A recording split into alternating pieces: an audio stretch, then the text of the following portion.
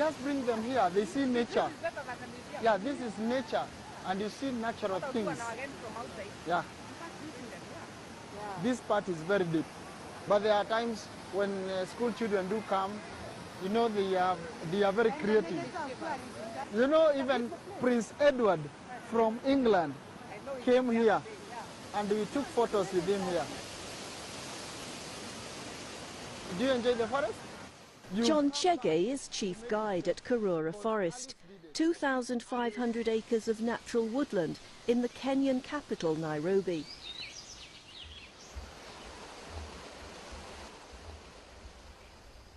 He was born and raised just a couple of kilometres away, in an informal settlement on the forest's borders. Yet it's only in the past few years that he's learned to love and appreciate the tranquil beauty on his doorstep. Karura Forest is a place to enjoy, to be enjoyed by many. People can jog, people can walk, people can go and visit the caves. They can also go and see the 15-feet waterfall. And it's all thanks to Wangari Maathai.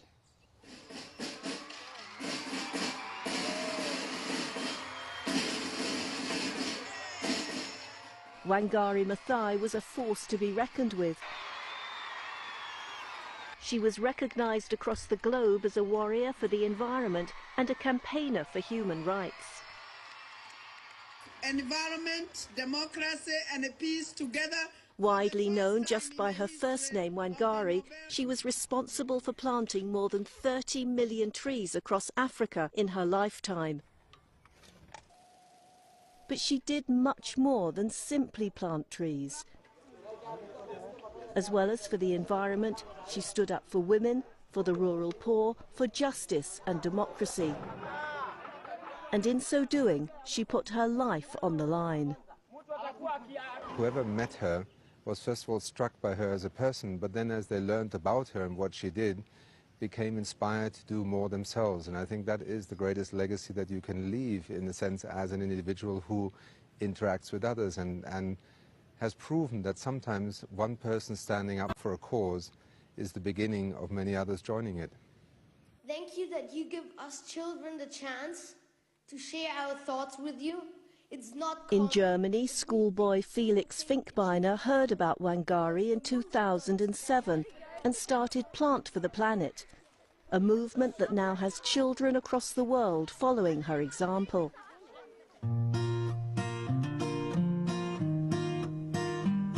I was in 4th grade, 9 years old, and in our class we had the unit about the climate crisis. And during this unit I learned a lot about Wangari Maathai, the Peace Nobel Prize laureate from Kenya, and she planted 30 million trees in 30 years with many, many other women there. And in this unit, I developed that idea that we could plant 1 million trees in each country of the world. In Japan, Wangari is feted as a celebrity and holds one of the country's highest honours, the Grand Cordon of the Order of the Rising Sun. She's particularly loved for giving a new lease of life to the Japanese word motanai, which, roughly translated, means it's a shame to waste it.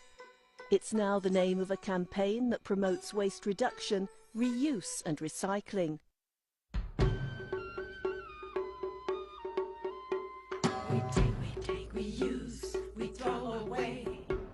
We take, we use, we throw away. We take, we use, we throw away. We take, we use, we throw away.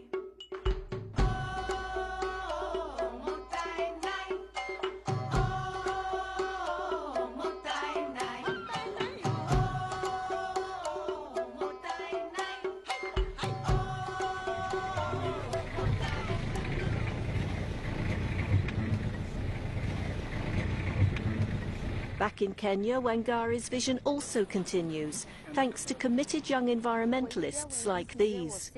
That people need to be taught how they can live or coexist together with trees. They're the first to be awarded PhD scholarships from the Wangari Maathai Institute for Peace and Environmental Studies. It's a beautiful forest. Their research has brought them here, to the Eastern Mau Forest in Kenya's Rift Valley.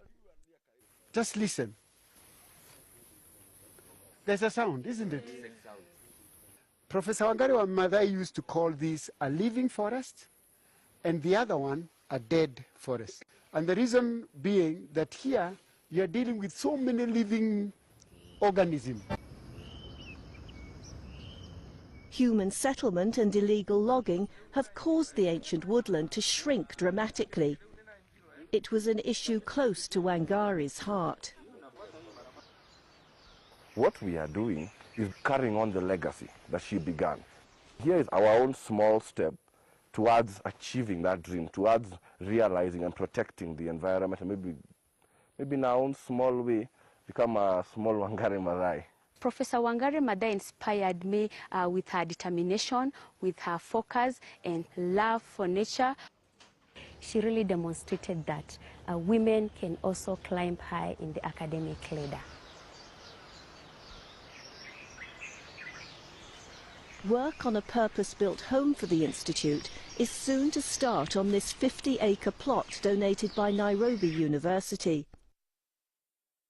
The design of the building and landscape will encompass everything Wangari stood for.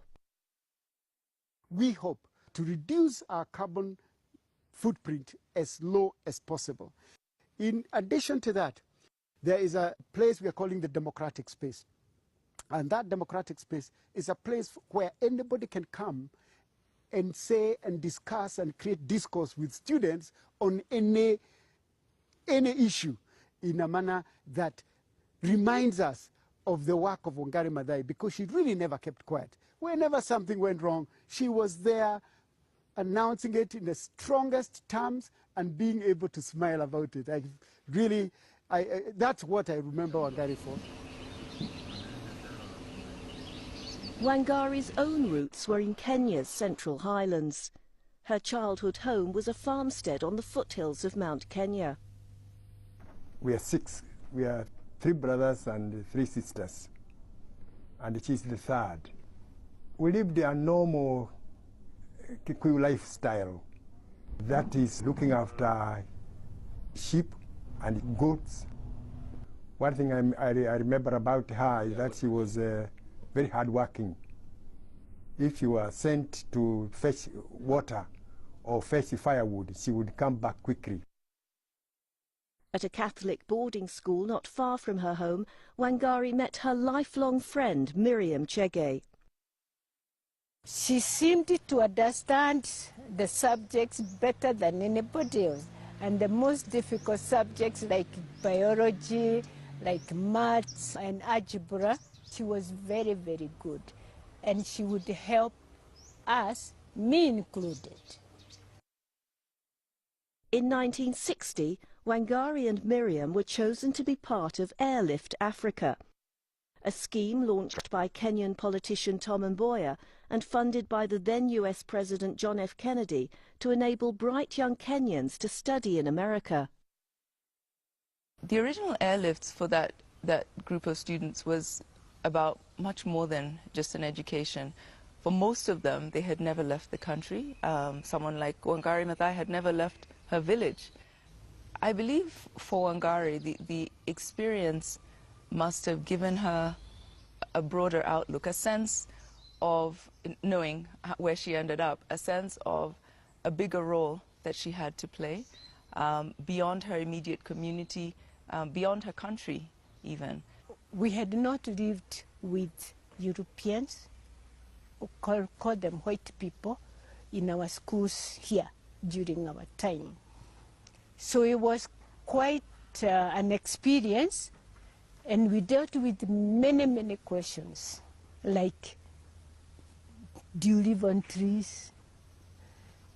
But we learned to be patient and to answer those questions, because in the process we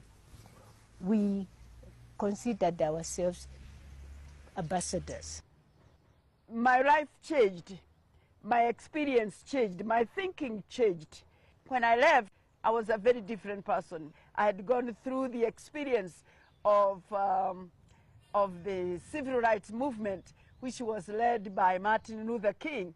And that experience really gave me my perception and my understanding and my challenge for human rights issues. During Wangari's time in America, Kenya gained independence from Britain, and she returned in 1966 to a self-governing nation. Within a few years, she was married to Wangari Maathai, who'd also been a student in America, and they soon had 3 children. By now, Wangari was studying and teaching at the University of Nairobi. Her closest friend there was Professor Vertestein Mbaya. We were coming from different directions in the corridor, and she greeted me. She wanted to know, who are you? Because apparently I'm the first female she had seen in those corridors. And I introduced myself, and we shared, as we did for many years thereafter, a joke, and we became good friends. As a person who was born in the United States, of course, I had a different socialization, I would call it, in terms of culture. And she also had a socialization that I felt was interesting. In 1971, Wangari became the first woman from East or Central Africa to gain a PhD. And 5 years later, the first to chair a department at the university. The 1970s saw her becoming increasingly active and outspoken on issues affecting the environment and human rights. She founded the Greenbelt movement and called on people to support it by planting trees. Nobody would see anything wrong with you planting a simple tree. So planting that tree symbolizes nurturing democracy, nurturing good governance. Planting that tree symbolizes protection and conservation of forests. Planting that tree also symbolizes the better management of our natural resources as a country. So it was a simple act with profound meaning. Yet at the very time the movement was gaining in strength, Wangari's marriage was falling apart. Wangari herself was such an independent-minded person that I think that her independent mind perhaps may have made the two of them come to the conclusion that this may not work out too well, the way couples do. When the divorce was finalized, of course, it is true, certain responsibilities you're now released from. So she had an opening to focus on issues that mattered to her. Overseas, Wangari's activism won praise. But in Kenya, it put her on a collision course with the then president, Daniel Arap Moi. At one stage, he called her a madwoman and a threat to Kenyan security. In 1989, on learning Moi planned to build a $200 million business complex in Nairobi's green centerpiece, Uhuru Park, Wangari protested. The danger became particularly great when she opposed the development. It had great economic repercussions. When she had the courage to make it an international issue, which she did when she wrote to Prince Charles that something was being done in Kenya that would not be done in England at Hyde Park. Now, When she did that, to many she had crossed over the line. Her protest gained the attention of the world's media. International investors pulled out and plans for the complex were dropped. When that happened, it did seem they wanted to punish her. And that punishment could have been very severe and very dangerous. And that's when she did what we call went underground. That's when she went into hiding. Well, I just thought that they could physically abuse her and they might eliminate her. They might eliminate her, yes. I thought that. In 1992, Uhuru Park was again the focus for protests when Wangari and other women staged a hunger strike to push for the release of the country's political prisoners.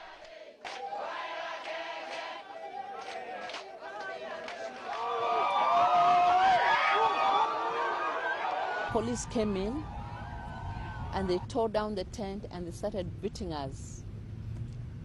They didn't care whether you are an old woman of 80 years, whether you are Professor Wangari Maathai. The severity of the beating, of the batons, the tear gas for us to go out was something I never expected a government to do on its people. In the process of the first round of beatings, Wangari got very severely injured. It's like they had targeted her. So she got hit on the head, she got hit on her back, everywhere. Uhuru Park, that was the big one. She had fought other battles before that, but that was the big one that really brought her out to the limelight. I think at that time I was a little young and I never really understood what the repercussions could have been, because she stepped out so boldly and was raising her voice really loud at a time when Kenya was really sunken into a dictatorial government. And I think it was partly my naivety that kept me thinking that, oh, you know, it wasn't a big deal, it wasn't too bad, everything was going to be all right. And then later on, as I realized the dangers that were involved, I think my faith helped me a lot. In 1998, Karura Forest came under threat when President Moi was discovered to be giving parts of it away to his political allies for development. Wangari challenged him once more. Meanwhile, in an attempt to stop bulldozers destroying any more of their forest, local people took matters into their own hands. This probably shows how angry people can get when they realize that neither the government nor the Minister for Environment is really doing enough to protect the few remaining forests from very greedy and selfish grabbers who are subdividing the forest and developing it into private houses. Sometimes when we would sit at home and watch TV and watch the news and see her fighting for the forest and see her in her full gear and as an, you know, pushing for some cause and as an activist, you'd look at her at home and wonder, is this the same person? Because she's so gentle and calm, like a dove at home, and then she gets out there and the passion for whatever issue it is of the day that she's concerned about, you know, she really fights hard.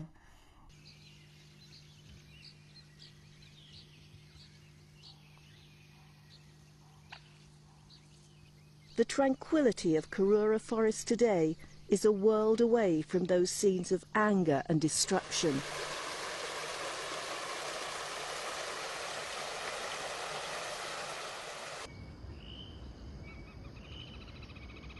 This area, we call it Wangari Maathai Corner, because this is where she made her first protest in Karura Forest to stop the grabbers from constructing houses in this forest. And this place, we have preserved 5 hectares, of which Kenya Forest Service and Friends of Karura Forest have already planted 5,500 tree seedlings.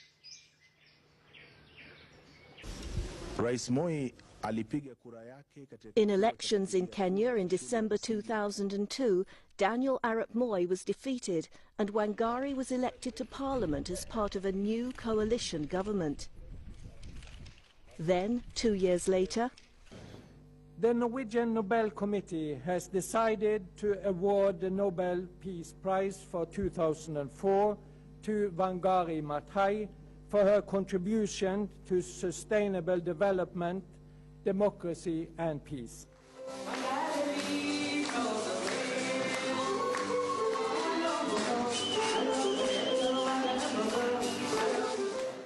In Kenya, the environmental warrior was now the toast of the town.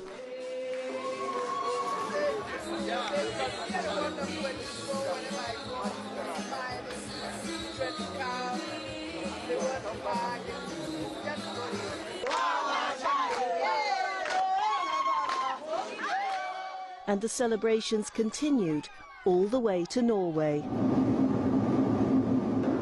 It's an exciting time for me, and I hope for all Kenyans. It is something that has happened to us the first time, and it's such a wonderful honor that has been given to us. So we have every reason to stay smiling and be happy and live up to it.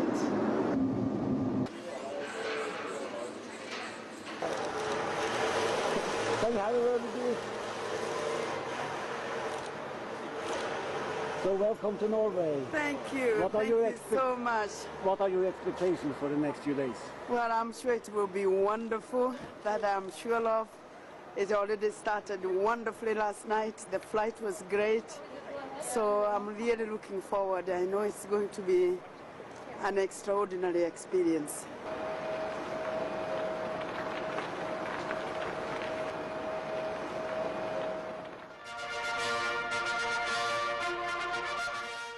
Wangari Maathai was the first African woman and the first environmentalist to receive the Nobel Peace Prize. To her countless supporters, she seemed indomitable. And when she was diagnosed as having cancer in 2010, few could believe it. Even Wangari herself found it hard to take in. She certainly believed she had many more years to live. And she was an optimist that with modern medical attention, it would prolong her life. And consequently, she was not thinking that she was in any danger of death anytime soon. I didn't know she was sick, and I didn't know she was that sick. I had heard that she had been in hospital in the US, but because I was seeing her and she was actively engaged in that meeting, I didn't realize how sick she was, because that was like almost 3 months before she passed away. But at that time, in all her sickness, she was telling that group, whatever you need me to do, just let me, use me. Whatever you need me to do, let me know. This photograph was taken 3 weeks before she died. And you can see her smile. Because I think Wangari had the best smile. And she maintained it to the last minute.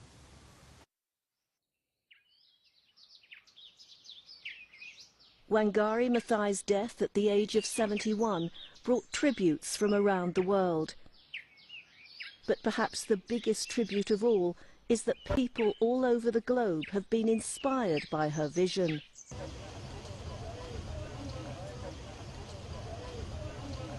Single-handedly, Wangari saved this Uhuru Park. Single-handedly. She understood the issues.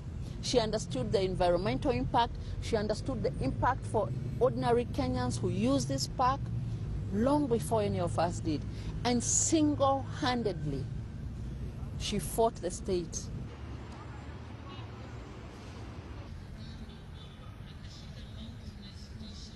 The reason why I love coming back here now, it's really symbolic of her strength. A woman's strength, a one-woman strength. Seeing people walking freely here, seeing people sleeping here, and seeing trees growing, and half of these trees, of course, Wangari has been part of planting. is really a sign of Wangari's legend and life and what she wanted to leave behind.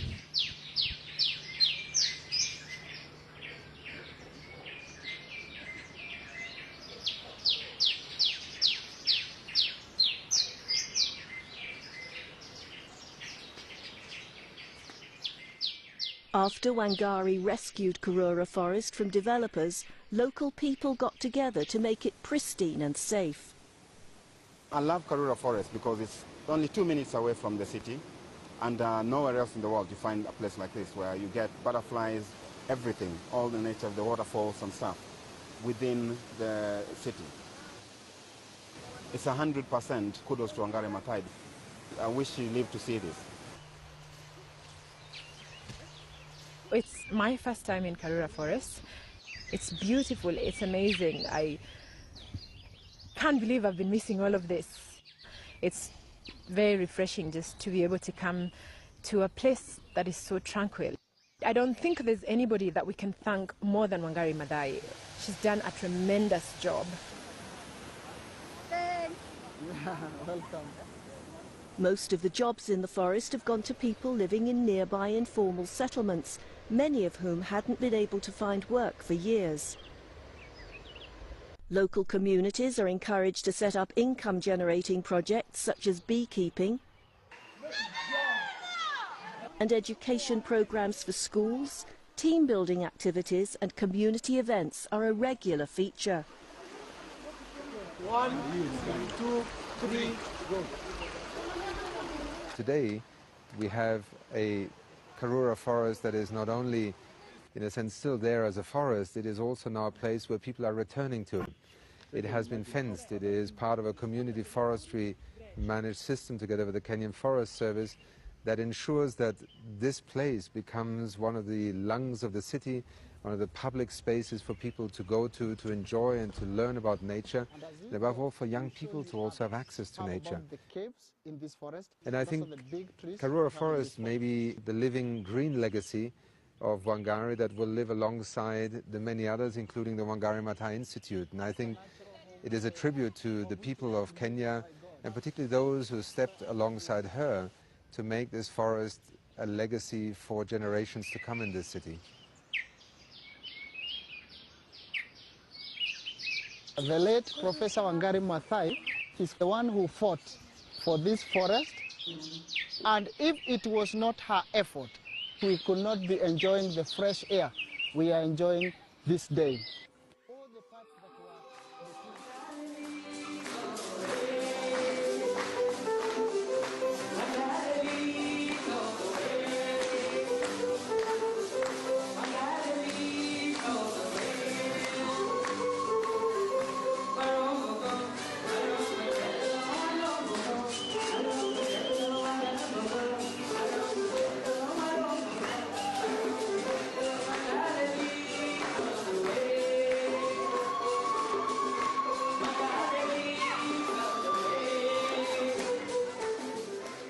The tranquil beauty on his doorstep. Karura Forest is a place to enjoy, to be enjoyed by many. People can jog, people can walk, people can go and visit the caves. They can also go and see the 15-feet waterfall.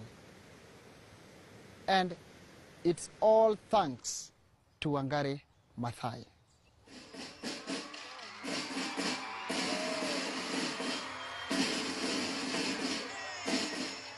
Wangari Maathai was a force to be reckoned with. She was recognized across the globe as a warrior for the environment and a campaigner for human rights. Environment, democracy and peace together. Widely known just by her first name, Wangari, she was responsible for planting more than 30 million trees across Africa in her lifetime. But she did much more than simply plant trees. As well as for the environment, she stood up for women, for the rural poor, for justice and democracy. And in so doing, she put her life on the line. Whoever met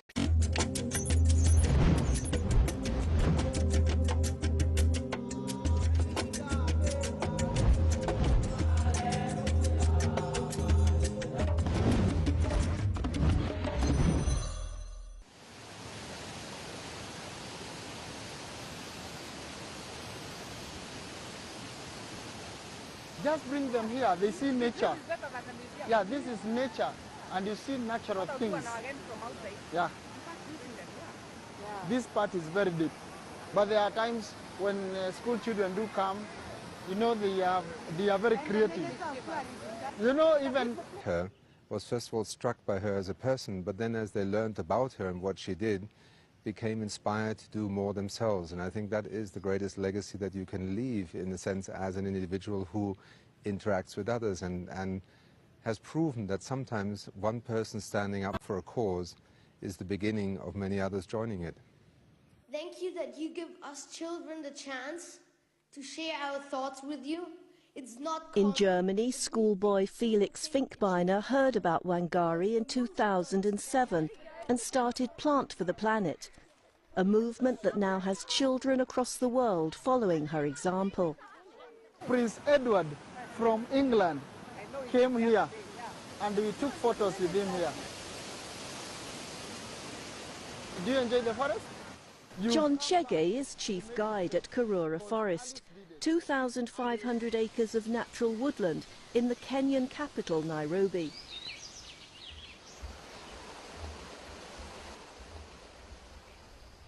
He was born and raised just a couple of kilometres away, in an informal settlement on the forest's borders.